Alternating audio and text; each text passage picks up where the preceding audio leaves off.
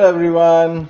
Good afternoon, good evening, good morning, depending on which part of the world you are joining from. Welcome to this edition of ClarITea Chat. This is the 32nd episode of the ClarITea Chat. All thanks to your encouragement and engagement, my audience. Once again, this week's guest opted out. There was a genuine medical reason. So I grabbed the opportunity to clear the backlog of all the unanswered questions from previous ClarITea chats. Thanks to your participation and lively discussions, we run out of time and we don't get to answer all the questions. And I've seen that buzz sometimes from some people that, that we don't answer all the questions. At the same time, some of you ask questions when you're watching the recording. So obviously, sometimes it doesn't come to our notice. Well, we went back and took stock. I'm a data-driven guy. There are 84 questions which we couldn't answer, which we haven't answered so far. So, of course, we can't take all of them. So we'll try to cover the most important ones.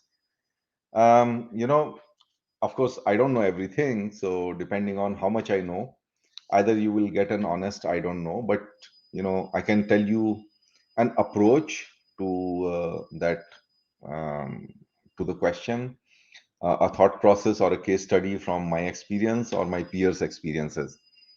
Now if you have a case study to share, or if there's a value add you've got from ClarITea Chat, something you got in ClarITea Chat that you applied in your day-to-day stuff and worked for you, please do mention it in comments, and my team will share the link to this chat, the URL of the studio that I'm broadcasting from, and maybe you can join me live.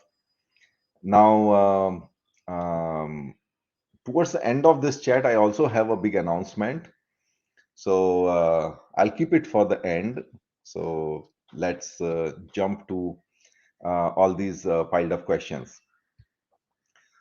So before going ahead, I would request all our audiences to share your name and where you are joining from in the comment box of LinkedIn or YouTube. So let us see who all have joined us. So we have Vikas, Bhaskar. Okay, he has a question. What are the top 5 things to do for a supply chain digital transformation project? We've got a LinkedIn user. We'll come back to that, Vikas. We'll have a LinkedIn user. Good afternoon, and Shubhajit Roy. Hey, thanks, Shubhoda, for joining. Well, please put your names out there and where you're joining from, and if you want to come on air with me, I don't have any guests today, so I can bring you on air. It's a simple click the URL and join. Uh, so let's cover some of the questions. I have them in front of me. We have clubbed them in 5 different categories. Leadership, business relationships, partners, trends and views, and analytics. Okay, so let's begin with the leadership. So we have a question from Senthil Kumar. He's the chief engineer, chassis and vehicle dynamics at Volvo Group. And he has asked a lot of questions. Maybe let's begin there.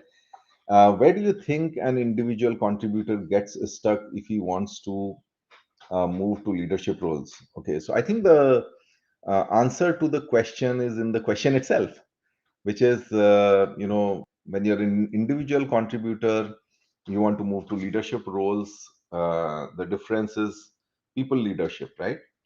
So you need to develop the people leadership skills. Okay, so uh, let me put that into a framework. Generally, um, having been through the transition myself from an individual contributor to a manager to a leader, I do see clearly around 3 distinct stages, or rather 4 distinct stages in being a leader. Okay, and each of those transitions is a painful one, and as you keep going up, the transitions start keep becoming more and more painful. So the first one is when you go from an individual contributor to a lead. That means you start having a small team yourself, which is about, let's say 4 to 5 people, or whatever. And then, when you grow one ladder up, and where, you have, let's say, a team of about 15, 20 people. So which is where, you may have 3 or 4 people reporting to you, and then, there are further people reporting to you. So now you're a manager, right? Manager, from a team lead to a team manager, where you have a few leads reporting to you. And then I think then comes, the next transition, which is, leader of managers. Okay, so now you have multiple managers, and you have to lead them. And then I think comes the one, which is at the CEO, CXO level, which is, you are a leader of leaders. Okay, now each of these is a distinct one, where you need different skills, and that's where the process of learning and unlearning has to happen. So let's take one by one. As you go from a, from an individual contributor to a team lead, typically there's something called that we tend to project ourselves on the world. So, whatever is your style, you want everyone to do work in that style. And I think very quickly you realize that, that's not how the world works. People will have different styles, and then you start to loosen up a little bit, and then you know you tend to accommodate different styles, respect the diversity of views, respect different personal challenges that people bring to the table. And in that process, that's the first step. And if you do that successfully, you are ready for the next one. If you don't, then, you still remain a micromanager. Okay, and well, it will be difficult for you to transition. Now, as you go further up, and this is common to all the stages, is, where your control on the eventual work that gets done, right? The granular level of work that gets done keeps getting reduced. So, what do you do when you don't have control on the work, right? How do you manage that? And what needs to replace that control, or, that ticking off every single last level of detail, is to have trust. So as you keep going up, I think the level of trust you need to have has to increase. Okay. um, Now, and of course, then there are other things. I would not go into many of them. Like, for example, conceptual skills, they have to increase, from a, let's say, from a coding level, or from a, task orientation. You need to go to a process orientation. From a process orientation, you need to become a to go functional orientation. And as you become a leader of managers and leader of leaders, you need to start, you know um, sort of expanding your purview, and to learn about all the other departments that you are interacting with. Or, when you're at a CXO level, you need to have much more awareness of the industry that you're in. So one of the things that again start expanding is, your level of external interaction. Okay, at a lead level, it is maybe more at the department level. At a manager level, you may start interacting with some other departments. Then you become leader of managers. It's actually other functions, with diverse functions. And at a CXO level, you will have to talk to analysts. You will have to talk to industry folks, consultants, and a lot of external inputs. So what you need to okay, so here is a simple hack I give you, which I have always used in my career, which is, always look at your boss and your boss's boss. Okay, and start mapping the differences in terms of the personal and the professional qualities that they bring to the table, and that you bring to the table. The only thing that can harm you in the process is ego. Okay, don't look at things as like, I'm better than my boss. I mean, just look at it completely dispassionately, as to, what are the additional things they bring to the table. Most of the time you will find these things: the external relationships, the networking that they do with the rest of the environment.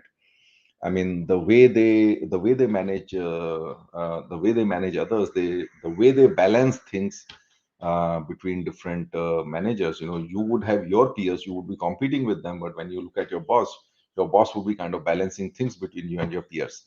So keep looking at your uh, people above you and learn from them. Now, I'll give you a simple example here. Long back, almost 20 years back, I used to observe very, very clearly. I used to sit outside the office of my, business unit head, and uh, in whatever free time, I used to very closely observe as to how he runs his office. Okay, so he would have a few staff. I would say, what does the EA work? What does the secretary work? How are the roles divided? And how he conducts his meetings. How he basically gets people to talk what he wants them to do. And I learned so much that that I applied. I mean, I actually learned from him as to how to use a secretary in the most effective way, right? How to run, how to create a well functioning office. So, summary, you know learn from people above you, from your boss and your boss's boss. Don't just criticize them, learn from them. What else you need to do? Be an observer, be a sponge of uh, what else you need to do, and keep looking at the external focus that you need to keep increasing as you go forward in your role. Okay. So the next question again from Senthil is, like, as a senior management, how do you bring about entrepreneur spirit at every level of your teams? What is your checkpoint whether everyone is part of the ship, inclusive in moving forward? Sometimes members don't connect with business. Okay.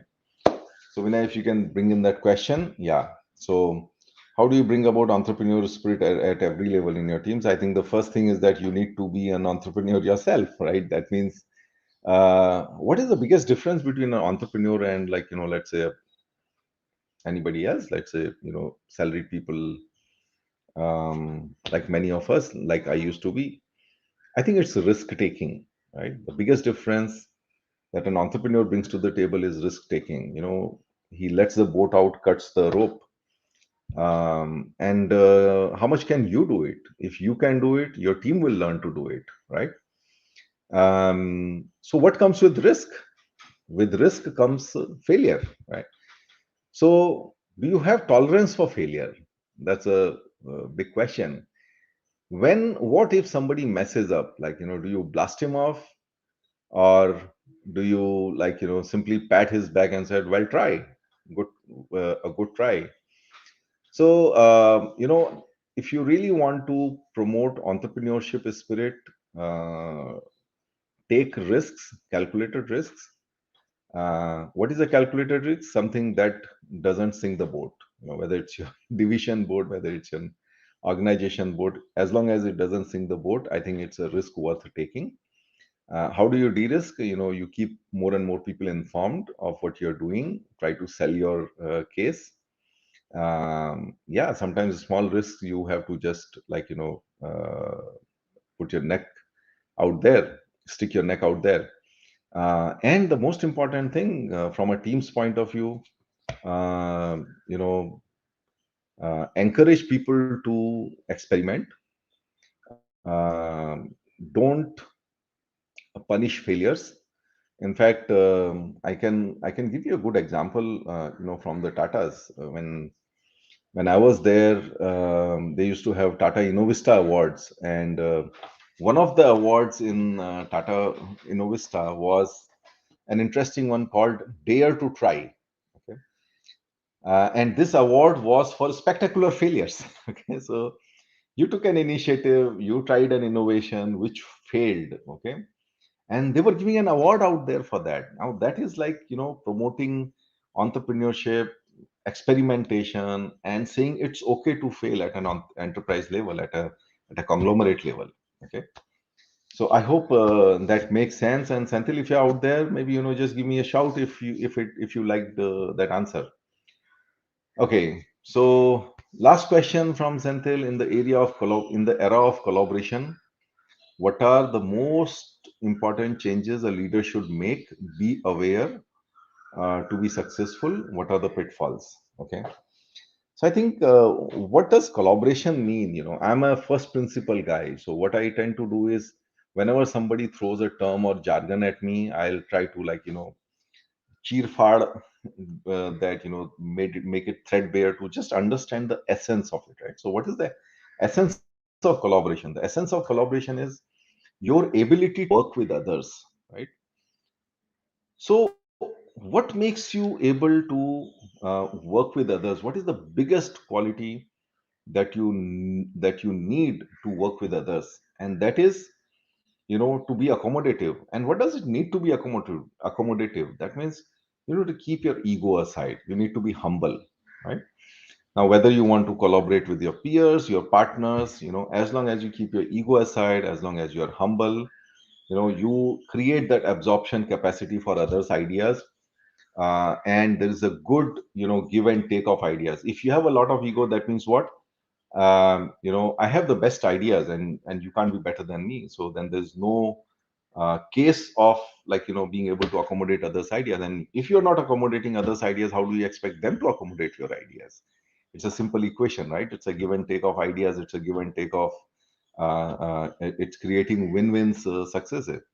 So what are the pitfalls? The biggest pitfall out there is your ego. The biggest pitfall is the ego gets manifested in multiple ways. One of them is not invented here syndrome. Okay, so when somebody comes to you with a great idea, you tell him, no, we are different. We work in a different way. Um, I think you have done the best to keep them off, or keep any good ideas off from them forever. Okay, so now I have somebody with me, who has been asking a lot of questions on ClarITea Chat, and he has been asking some uncomfortable questions to my guests. Okay, sometimes related to their business, and he complained to me that he doesn't get answer to all of them. And I reached out to him and I said, hey, time for you to come on the chat. But what prompted that was, I think it was, if I remember correctly, it was last ClarITea Chat. Well, let me bring him on stream. Okay. Yeah, here comes Satya, or Sets as he calls himself. And he said, Jagdish, you only get CIOs and leaders on this. When are you going to get some middle managers? So this week, when I had to think of a format or a framework for this ClarITea Chat, I just remembered that, and I said, Satya, why don't you join us? And by the way, he had to wake up for this at 5:15 a.m. his time. He joins us from Texas, and I think what's the time now there, Satya? Um, 5:49 a.m. Yeah. 5:49 a.m. That's time for a hot cup of tea to get your day started, man. Yeah. I'm just waiting for the kitchen to, folks to wake up before I start making noise, because as a guy in the kitchen, it's more noise and less output. I know. Many of us are like that. We make more noise but less output. Yes. I get a common complaint that you're more pans outside for the amount of dishes you make. So, Yeah, I can understand that. I think I saved that response by not entering the kitchen itself. Okay. So yeah, Satya, tell us. I know you have asked a lot of questions, and I think last time you said that why don't you get some middle managers? So let me ask you, when you watch ClarITea Chat, what are some of the things that don't get discussed here?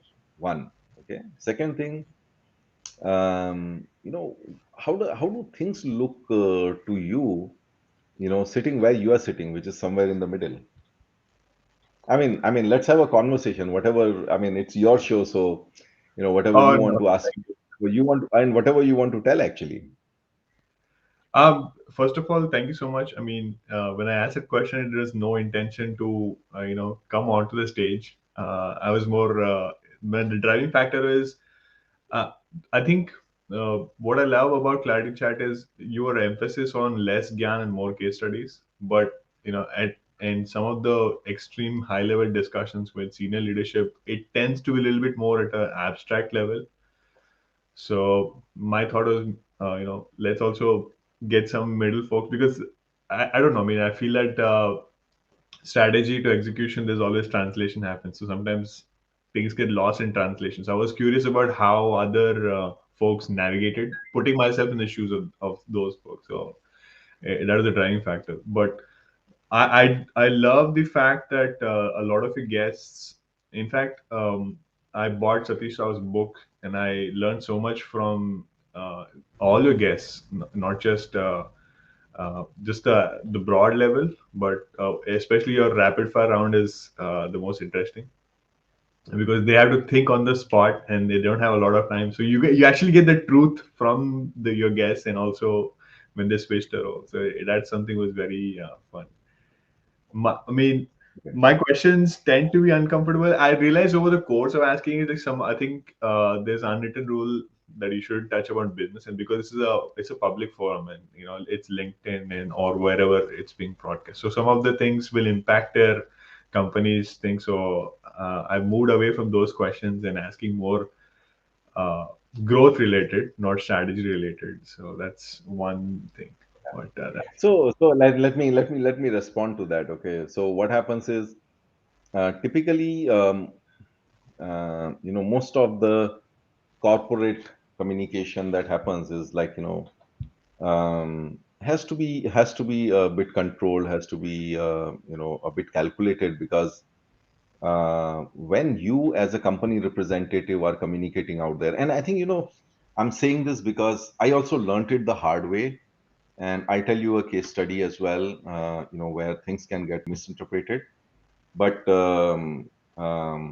the lesson, one of the lessons to all of you out there who are listening to it also is that this is one of the very important traits for you to develop, in terms of looking at yourself as your brand custodian and as a representative of your company, and you can never ever not be wearing that hat, right?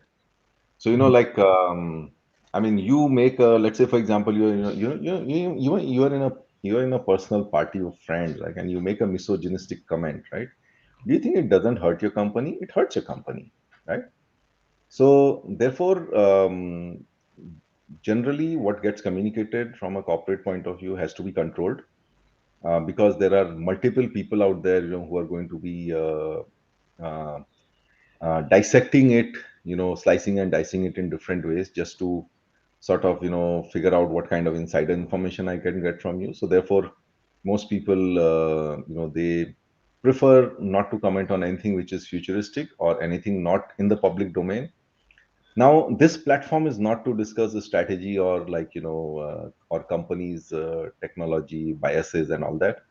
I think this is for people to learn from their experiences, and that's why, we stay clear. And to all of you out there, who may have felt that, your questions don't get answered neither before nor after the chat, here is, like, an alibi coming from me as to why it happens. Yeah. but I So mean, so that's your next question. Yeah. obviously, uh, driving back to the initial thing, you were a global, a CIO, and I know you touched upon this question before from one of your guests also. It's like, why did you leave such a high trapping? I mean, because as somebody who's growing in the organization, you feel like, okay, I want to be, division head or VP or CIO. I mean, that's a career path set for somebody in a corporate world, and somebody exiting from that is a rarity. So, what prompted you, and what lessons will somebody take or not take from this? Oh, that's a bit of a personal question, but good you asked. So I can tell. I can at least share my learnings and experience. Okay, so um, I'm like somebody, who gets bored very quickly, every 2, 3 years. I'm not really an operations guy. Like, I can't be running an operations continuously. Even if I do, like, I need to have it at a scale where I can kind of improvise, I can change things. And for that, like, I need the necessary support, whether it is financials wise, whether it is people wise. And Tata Motors was a organization where I got that with a fairly free hand. And what I really love about Tata Motors is still is that you get a free hand, and as long as you keep delivering the results, you keep getting a free hand. Okay, so that's the reason I was able to last there so long. Okay, which was even when we did CRM. CRM was like, every year there was a completely different agenda, because something like that had never been done before. And therefore we had to completely reinvent ourselves. I mean, I remember over, I think, about 10 years, we changed the support process 5 times, because the support request went from like 100 a month to 30,000 a month. And every time we had to completely redo and redevelop something, and reduce the cost per support request and all that. Now, what happened later on is I had some big plans. I mean, I had almost an 80-page digital roadmap ready, and we had done almost everything. We had brought in the cloud. We had a complete mobility, blueprint ready. We had a complete future architecture ready. Where all these systems like SAP, CRM, everything would be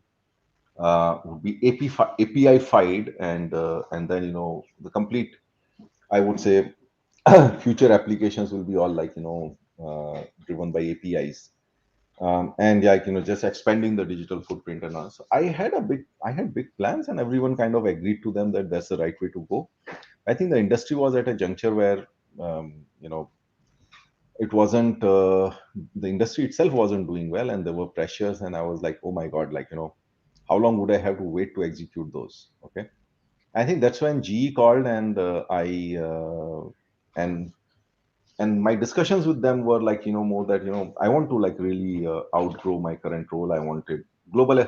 So I was looking at what have I not done. So I was looking at global exposure. I had worked in India alone, so I wanted to see other geographies also. The role that I got had that kind of exposure as an international CIO. There was a promise that that I can take up bigger roles. And but then I think what happened was, I just got caught into the wrong ocean current. G wasn't doing well. The chairman left. My boss, who had made those promises, like kind of changed her roles, and a number of things happened which were outside of my control.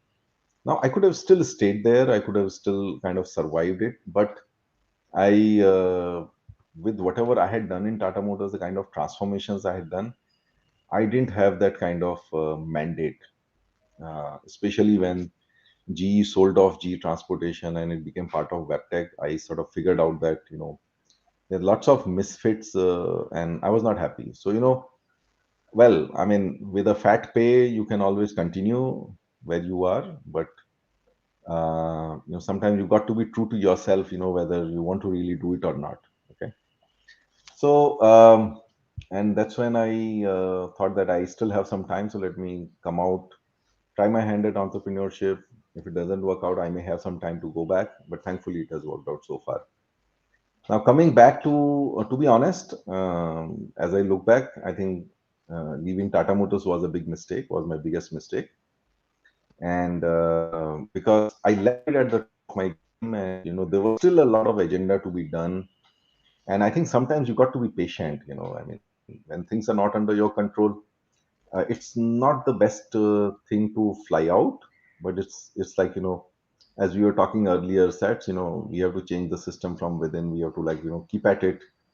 I got impatient, and you know sort of, and I must say that I also didn't do due diligence, and this is like so unlike of me, and I think that was the mistake which I acknowledge. that whenever I've done something, one of the things you cannot really mistake me for is the due diligence. I mean, especially being in technology, which is like Hotel California, that you can't get out. I have been doing some rigorous due diligences whenever doing something new, and here I did not do that, and I think I've learned my lesson. So anytime I take a big step nowadays, like I make sure that I ask at least three different mentors, guides, friends, which I didn't do at that time, right? And it is so silly at that time. I kept being told that, hey, this is confidential, this is confidential. This was my first job change, and I literally took it to be confidential and didn't check with many people. It's kind of silly. Interesting you mentioned due diligence because that's one of my questions, which I felt was an attribute you already had. Like, I remember when we our first interaction, I proposed something radically different, and I mean, I had a question, but I knew that the answer would be due diligence because I'm pretty sure you did not accept what I proposed without doing your own due diligence. So that was one of the. It was a question, and I cut it off because yeah, it's impossible that you would not have you would accept it without your due diligence.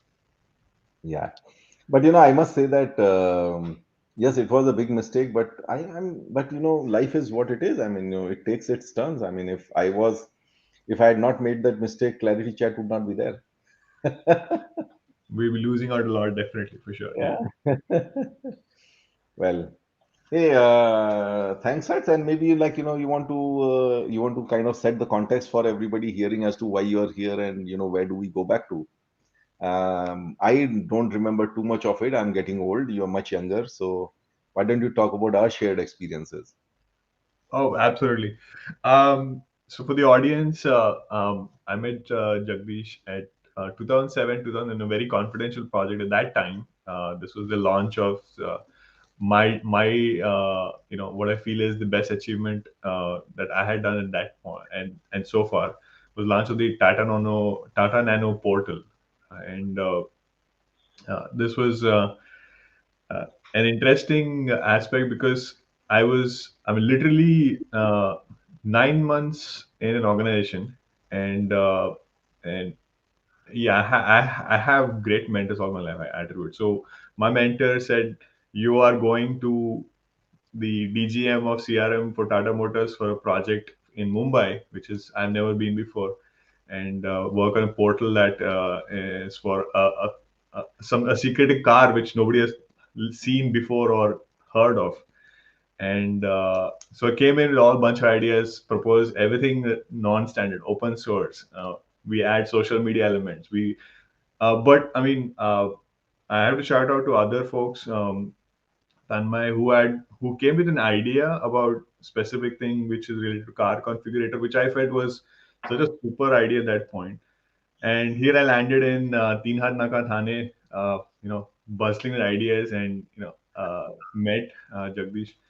The one critical thing that I had to take away, I mean, what I understood was that he never discounts ideas. That the freedom that I got to express myself, when you're 24, 25, talking to somebody who is so senior, that was the best experience somebody could get. I could get at that point. And yeah, that is the context we were discussing. Like, uh, traditionally you'll have SAP, you have the web portals and all that, and then here I come in. Not I won't take the full credit. At the backing of my team, I shouldn't be so arrogant to say it was my idea, but at least the backing of the full team and all that. Uh, so the question was like, how do you encourage new talent and new thing, like, as because what happens, I mean, when you reach a middle management and you reach that level or whatever you call that designation, sometimes you think you know everything. So how did you keep yourself humble and keep yourself grounded to accept new ideas? That's a mystery to me because not every leader has that. Is it a character trait or is it an acquired skill? No, by the way, I just want to let everyone in the audience know that I think Gartner started talking SMAC I think somewhere after 2010, right? Once the mobile became ubiquitous, right? After iPhone and Android and all of that. And this was like, we doing a portal with all the social elements, I think in 2006 7. So it can't get any more radical than that. And Satya, thanks for bringing that fresh thinking there. I think I've posted a couple of times about it. Okay, so which is treat work like a sport. Okay, so I've been a sportsman. I studied in science school. I know a lot of sports. I can't claim to play a lot of sports because nowadays the only sport I play is golf, which is an old man's game. So it is like, I mean, what being a sportsman does to you is like, you're always playful, you're always curious. No two shots at the goal are the same, right? I mean, no two sort of maneuvers to your goal are the same. And that's, I think, a very important thing to, be curious. As I said, be able to experiment. Now, the other thing, I think, this humility and ego keeps coming back to me as themes, which I also tell a lot of my mentees, to keep aside and to develop humility and keep aside ego.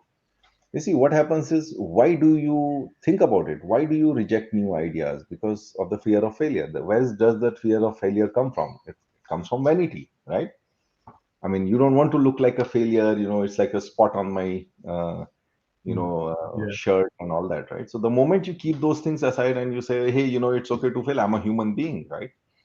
And but then the good thing is that, as people talk about digital, this whole thing is getting like, sort of tom-tommed about, fail fast and all of that. But I think it's more like an attitude which you have to develop, if you want to be successful. Because see, you will do 10 experiments, maybe 5 will fail, but what will make you successful is those 5 successes, and maybe, one or two of them may be very big ones.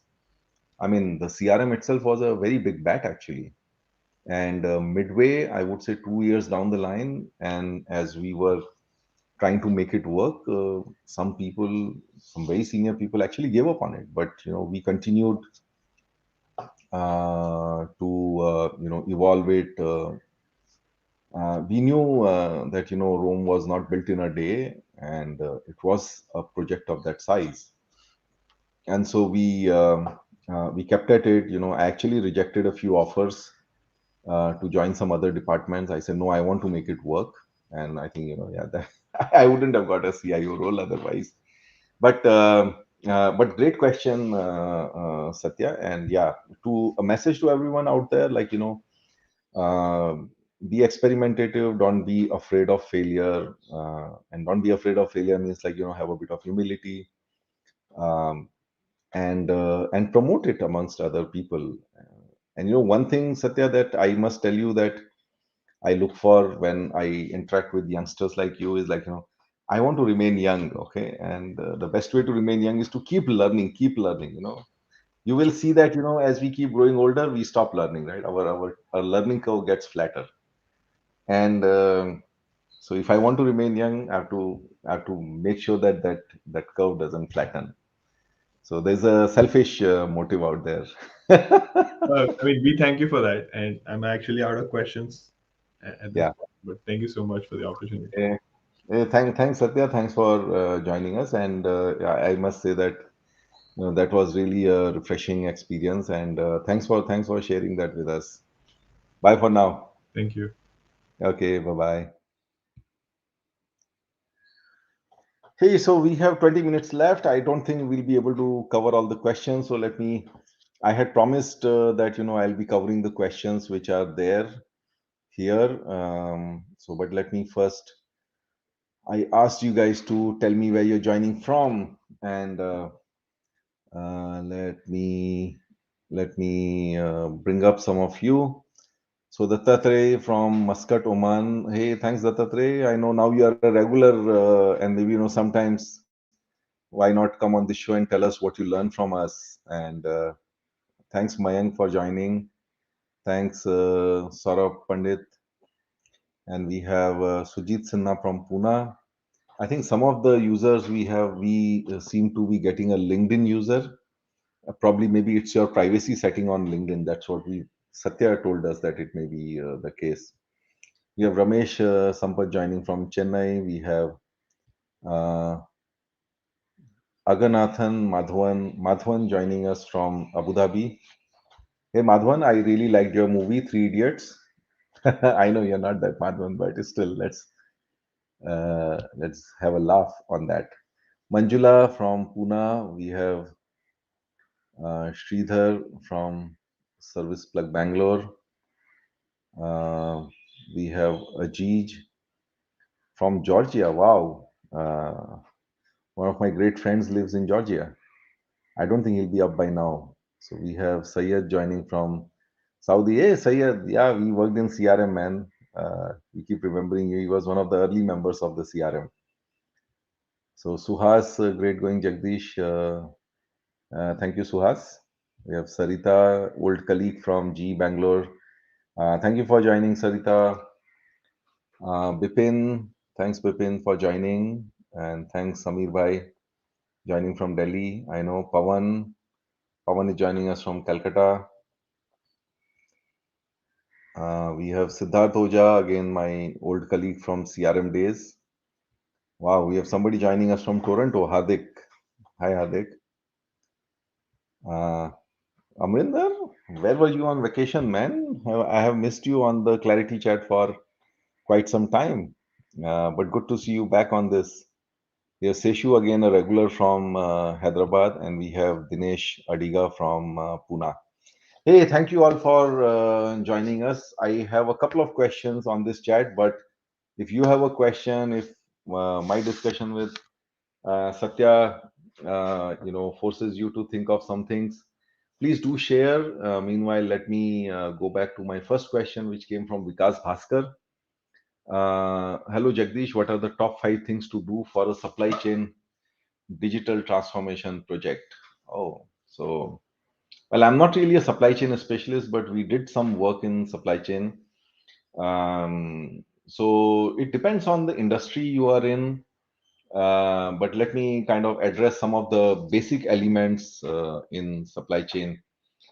So the first thing is like, you have suppliers, right? I mean, without suppliers, you don't have a supply chain. I'm looking at like, so there are two types of supply chain. There's a, upstream supply chain, which is you with your suppliers, and there's a downstream supply chain, which is you with your channel partners or your customers. Okay. So I think your question is more related to the upstream supply chain. I'm assuming if not, then let me know, and I will sort of try to cover the downstream as well. Supply chain comprises of suppliers. So the first thing you need to look at uh, in your supply chain transformation is that are your suppliers digitally connected? Okay. Do you have electronic means to transact with them? And not just transact with them, even like, take, sort of your even collaborating with them. Many times the suppliers have to be involved right from the product design stage. So, do you have the mechanisms to share your product designs with them electronically? Do you have the mechanisms to transact with them? Do you have the support mechanisms for them? Okay, so the first one is, are your suppliers connected? The second thing is that, are you giving your suppliers a great experience? That means, do you have a supplier help desk? Who's tracking the metrics of that supplier help desk?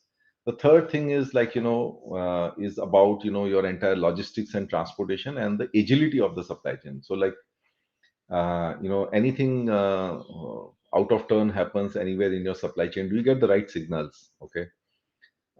And are you able to then adjust your plans to that? So that would be the agile supply chain part of it, right? So sometimes I've seen organizations who've got a, this simulation mechanism. Let's say a truck breaks down, and this is I can tell you, this is like, one of the automotive manufacturers who do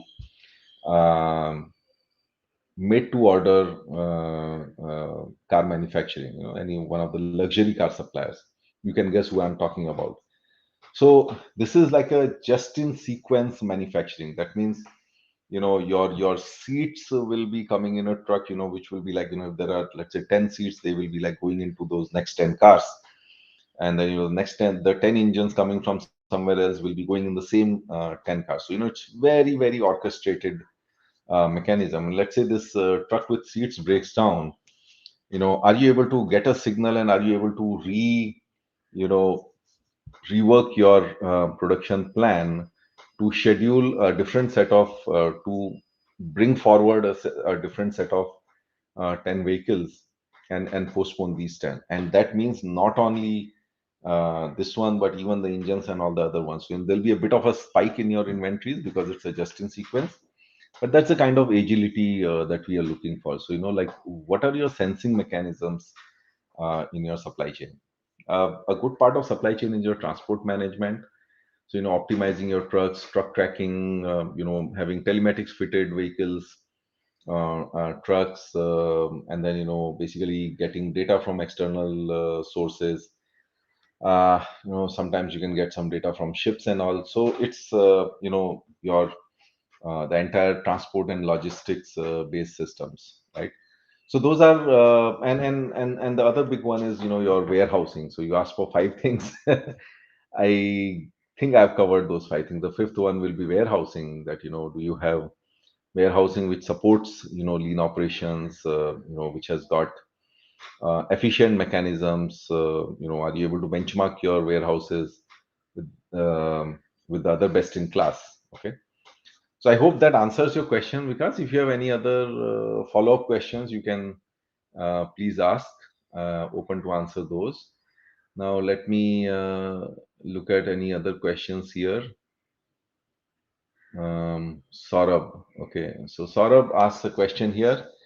Sir, I believe one should leave the present job gig when you stop learning, and also when you're on your high. What are your views on when should one call quits and look for something new? So, Saurabh, good question. I think yes, you should leave when you're on your high, but the reason for leaving should be a positive one. So many times when people come to me and tell me the reason for leaving, I would say that, leave for a reason which is repeatable. Okay, that means if it happens again, you would leave again. So, like for example, if you get a bad boss, I mean, if you're leaving because of a bad boss, in the next organization you're going to get a bad boss. I mean, are you going to leave again? And how long can you? How repeatable is that process? I mean, I don't think it's very repeatable. So, there are sometimes, when you got to fight it out. Okay, when you um, don't have to call it quits, because the next one you can't be sure whether, you will not be in the same place. But at the same time, what I mean by repeatable, let's take a corollary also. Let's say, you get a job which is, let's say, your boss's role in another organization. You should take it up, because in the next organization, whoever is your boss, if his or her job you get in some other organization, you would still leave, because that's growth for you, right? So look at it that way. I mean, I have had situations where, like, I have been very happy to let people go. I mean, one of my subordinates, got a role of a CIO, and he came to me and put in his papers, and I said, "Where are you going?" He said, "I'm getting the role of a CIO." I'm like, "Wow, I'm the happiest for you," because you're leaving for the positive reason, right? And you're leaving for a reason which is repeatable, which is getting you growth. So you must leave. Okay, summarizing, you should leave only when there is a much bigger role, not for any negative reasons. Yes, when you're on your high, that is the time, when you can also command, like, the next level of roles. And when you stop learning, yeah, that's something, I would say there is a if there, because in today's world, I don't think you can stop learning. Okay. Um, Sometimes I've seen that, people, even in their regular jobs, they are out there, they're learning, taking courses, taking certifications, and then bringing those learnings, and then even the learnings from their peer network into into their roles and trying to do something new. I think there's a lot of bandwidth to do things today to learn, and you must use it. Okay.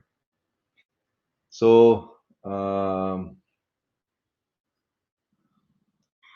let me see if there are any. Okay. So I have Kiran. Hi, Kiran. Thanks for joining. So Kiran is asking a question. Can you share your views on how tech folks transform into business in leadership? Mm. So, so Kiran,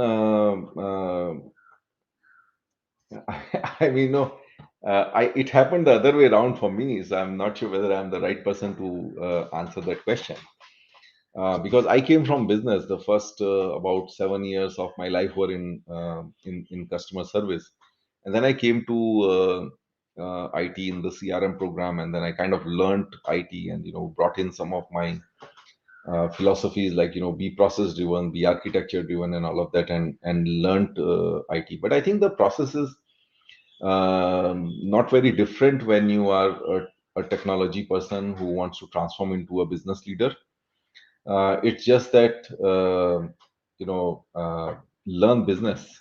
I mean, I came from business and learned IT. I think anyone can, who knows technology can learn business, and actually it's fun, I must say.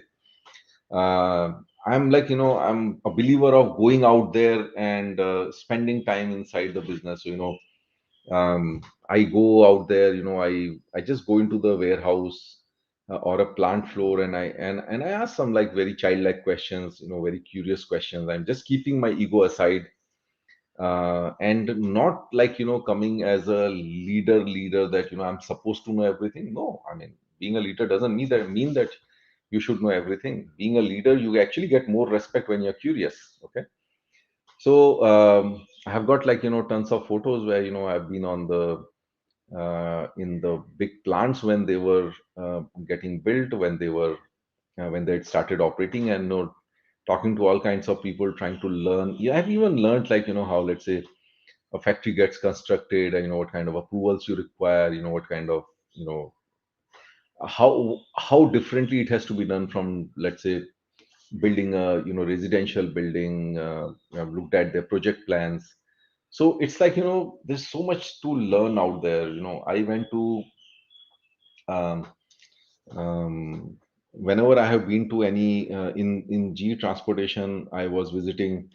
I once spent almost a month visiting different countries, and it was not like time with IT people. It was actually, time going into the workshops, um, understanding how they do their processes, going into their warehouses. I was really amazed to like see, like, there was one entire spare parts warehouse in a mine somewhere remote in Western Australia, where there were two people managing the whole show, and I really picked their brains on, like, how can two people do that. And I learned in the process as to, how they were managing the show, and very importantly, how they were collaborating with the customer to, to leverage the customers people, because they were doing it for the customers. So learning from their pain points about business, getting some ideas into RPA and stuff like that. So there's a lot to learn out there. There's a lot of impact to be made once you understand, what those processes are, what pains are there, what kind of opportunities for, improvement are there. So I hope that makes sense. But I think the most important quality that you require is, just drop your headquarter hat where it belongs, in the headquarters, and just go with a lot of curiosity and innocence into your operations. Right? I've been to, like, even BPO floors, just, like, stood behind the operator, looked at, observed, like, how he's handling calls, how fast he or she is able to get the information from the system, and, kind of understanding, how and why the speed of a system matters so much for a call center agent. And then, like, coming back and then, like, having a discussion with my team as to, hey, can we create some sort of a faster, can we, isolate our call center application from the rest of them, basically create faster speeds. I mean, of course, not all of those discussions will be fruitful. When I came back and asked that question, and I was like, I was laughed at, but yeah, I mean, there's no harm in getting laughed at, throwing you know a useful idea actually, even though it is not practical. Okay, so I hope that answers your question, Kiran. I have the next one from Mayank Bedi. Few pointers. Introduce blockchain in smart contract and supply chain. Yes, that's a good one, Mayank. I think there's still see, the thing about blockchain is that you need multiple parties to certify it, and where are those multiple parties? Do you create multiple internal virtual parties, or can you go outside? And I think those are some of the questions that will kind of get clarified. They are being clarified as we speak. But blockchain will typically in business processes work in consortiums. In fact, the banks are the first ones to do it for forex transactions. When I was in G transportation, we joined a consortium, of people who were into this transportation and logistics. I think it was called the Beta Consortium, Blockchain in Transport Association. But yes, be part of those consortiums, learn what is happening, and be on top of it, and be a first mover when they start experimenting on it. Vendor onboarding and KYC validation, absolutely bang on, Mayank. Online bidding portal, yeah, it's about the transaction capability, online transaction capability with your suppliers, POSN portal, and payment status with fleet monitoring, the right ones. More with suppliers for better share of business, with updating ABC partner analysis, timely delivery with SOB variants, overall auto MRP for critical. Absolutely, all the all the right things. Thank you, man, for answering that question and helping me out there. That really appreciate that. Okay, so now next I thought that's a question, but Mayank helped me answer that. So thanks, Mayank. Bye. Then we have Dattatray asking a question. There's always a sense of conflict between CIO and CISO, where any innovation or improvisation from CIO tends to produce positive or negative risk to the organization, for which CISO or CRO may be so reluctant. May I know your view on this? Oh,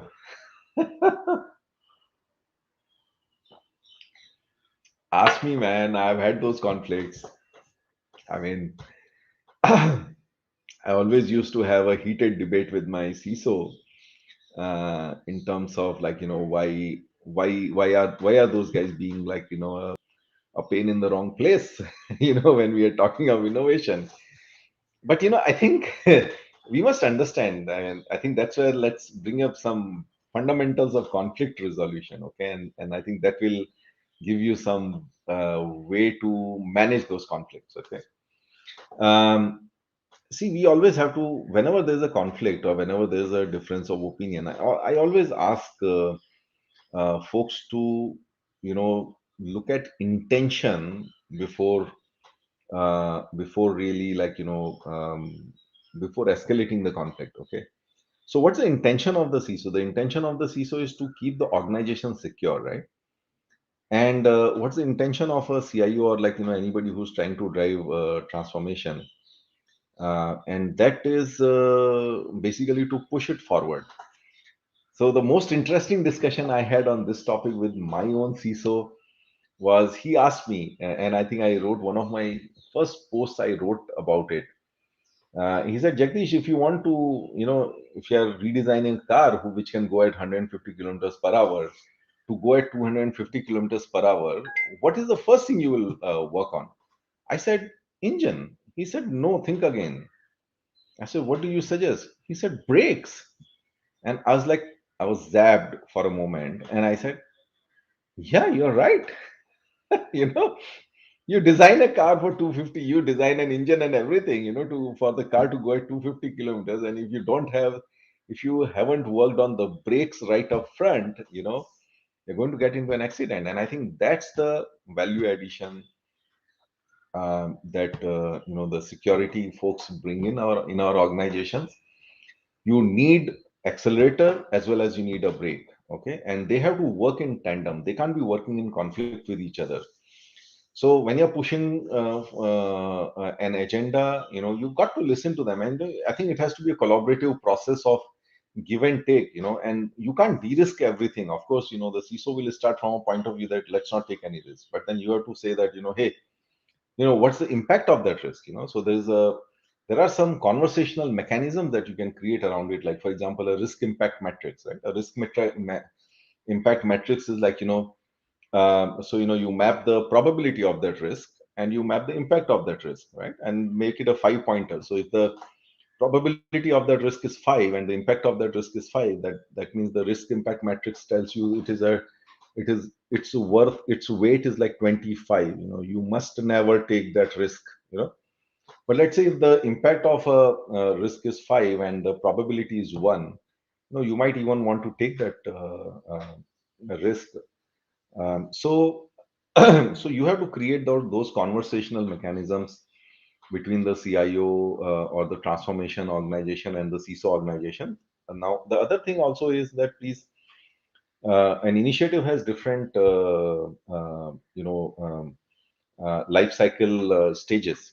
So when you are taking when at an early stage of an initiative, I would say that, hey, you know what, isolate it.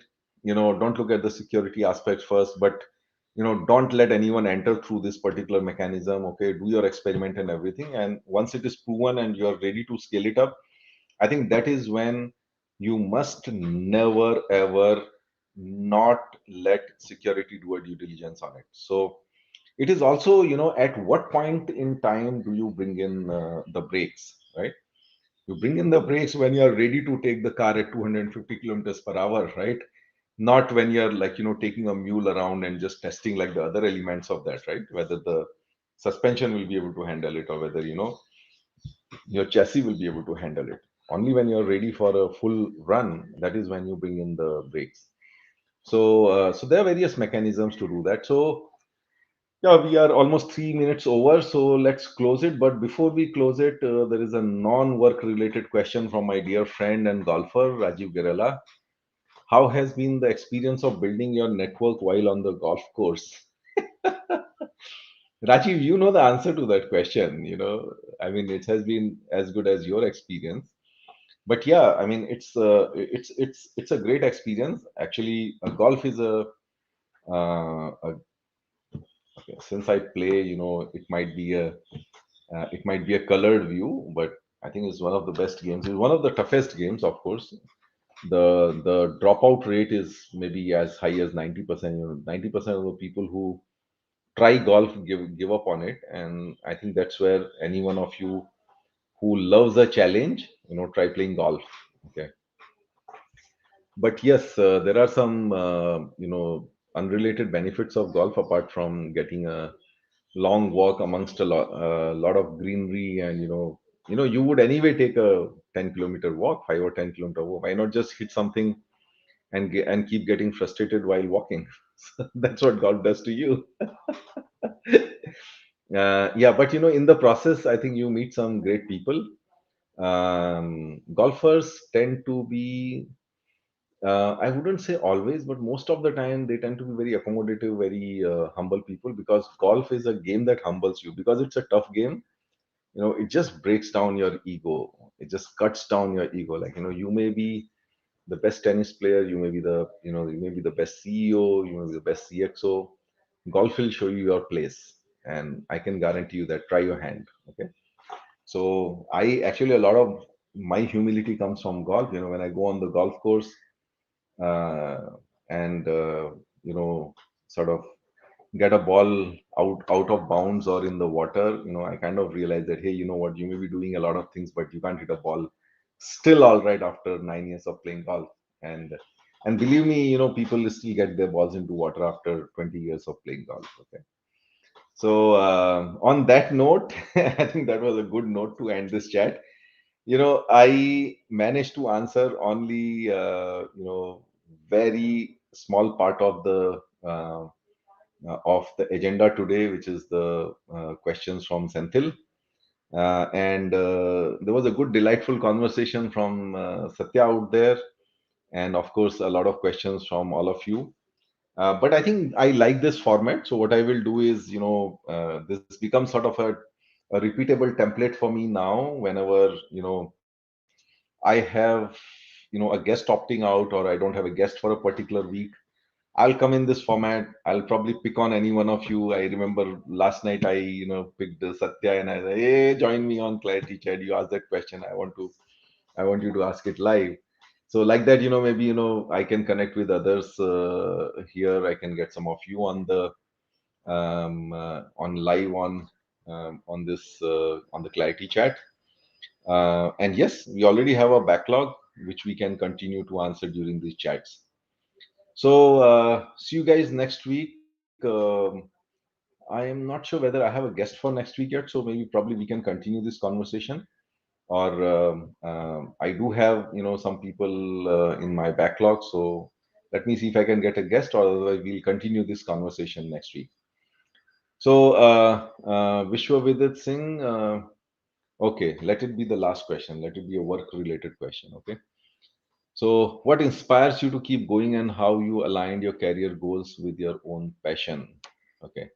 Vishwa, we will take it next time. I think I can go pretty long on that. I know it's already 7 p.m. India time, and let's keep it in the backlog, and we have a way to address the backlog now. Okay. So thank you everyone for joining. Thank you for the engagement, for all your comments, and for all the great questions. Let's keep the conversation going. Yes, I had to make a big announcement today, and that announcement is that we are converting all the episodes of our ClarITea Chat into podcast. I know a lot of people, basically consume these conversations, when you're walking, or when you're doing something, maybe driving. And we thought that, like, why not convert this into podcast? Maybe podcast gives us also an ability to edit out the most important conversations. Maybe I can pack a 1 hour conversation into 45 minutes by taking the most important parts, and keep get it into your pockets in your podcasting apps. So that's the announcement from us. We will most likely be we want to announce tomorrow, but I have to see whether we get the approvals from the podcasting platforms. Are they ready with our publishing? But if they are, we'll launch it tomorrow, or as soon as we get the approvals. So guys, keep it on. So whatever episodes you have not watched, don't worry. Week after week, we are converting one episode a week and bringing them on the podcast. So we will go live with our first ClarITea Chat, which was with Vijay Sethi. That would be converted into a podcast and go live within the ideally tomorrow, but otherwise like within the next week. So I'll be announcing it on LinkedIn with a preview. Um, please watch out for the announcements. So have a great weekend, and thanks for joining this session with me. Bye bye. See you next week. Have a great weekend.